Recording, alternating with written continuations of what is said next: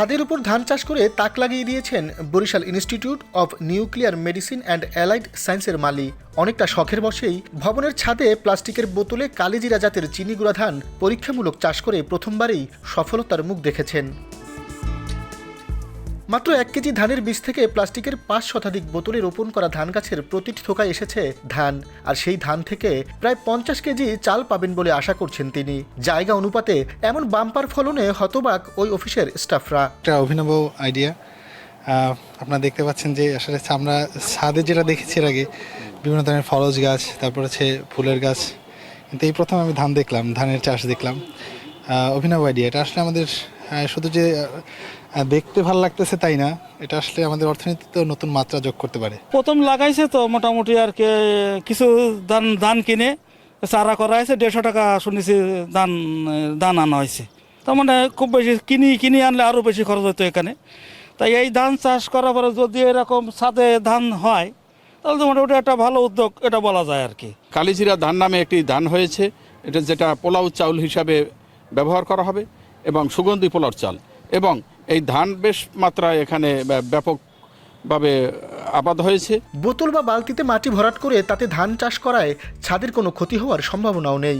ছিদ্র করার প্রয়োজন না থাকায় পানিও পড়ছে না ছাদে। সামান্য কিছু সার ব্যবহার করে তেমন পরিশ্রম না করে ছাদে ধান চাষ করা সম্ভব বলে জানান মালি আনোয়ার হোসেন। যেভাবে গ্রামগঞ্জে আমরা দেখছি যে গরু দিয়ে অথবা মেশিন দিয়ে যেভাবে অনেক পরিশ্রম করে বীজ ফালায়, আমি আসলে তার 4 ভাগের 1 ভাগও করিনি। শুধু কাশির মাথা দিয়ে একটু মাটি লাড়াই এবার একটু বীজ ফেলাইছি। দেখলাম যে আমার মাশাআল্লাহ বীজ খুব সুন্দর হয়েছে।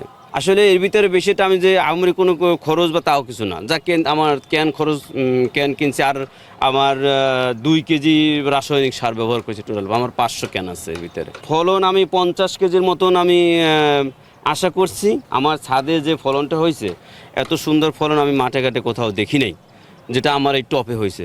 আমি বলবো যে ধান ছাদে না, শুধু যেখানে খালি আছে সেইখানেই করা সম্ভব, এবং সেটা মাটির চেয়েও অনেক সহজ উপায়। ছাদে ধান চাষ করলে ছাদ নষ্ট হওয়ার কোনো অবকাশ নাই এই কারণে, কারণ এই বোতলগুলো একটাও আমার ছিদ্র করা না।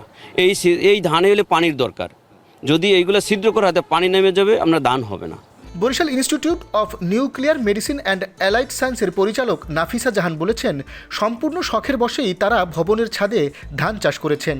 আসলে ওইভাবে প্ল্যান করে বা উদ্দেশ্য করে কিছু করা হয়নি। আমি গাছ ভালোবাসি, আমার যিনি মালি আছেন, আমার অফিসের স্টাফরা সবাই গাছ ভালোবাসেন। আমাদের নিচে বাগান আছে, ছাদেও ড্রাগন বাগান ছিল শুরুতে, তো এবার নিচে কাজের কারণে আমরা নিচের বাগানটা নিয়ে কাজ করতে পারিনি। তো এই সময়ের মধ্যে ও কিছু ধানের বীজ জোগাড় করেছিল, তো চিন্তা করলাম যে ঠিক আছে, দেখে ওরই উদ্যোগ যে ম্যাডাম করে দেখি কি হয়, করতে পারি কিনা, হয় কিনা দেখাটা মূল উদ্দেশ্য ছিল, শখ করেই করা।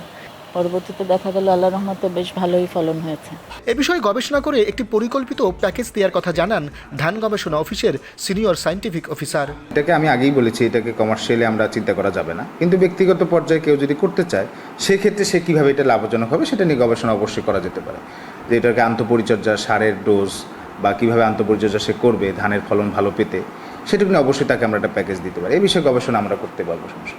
ছাদের স্বল্প জায়গায় ধান চাষ করে চালের পারিবারিক চাহিদা পূরণ করার এই দৃষ্টান্ত সবাই কাজে লাগাতে পারে বলে দাবি এই উদ্যোক্তার। শাহিন হাসান, বাংলা ভিশন, বরিশাল।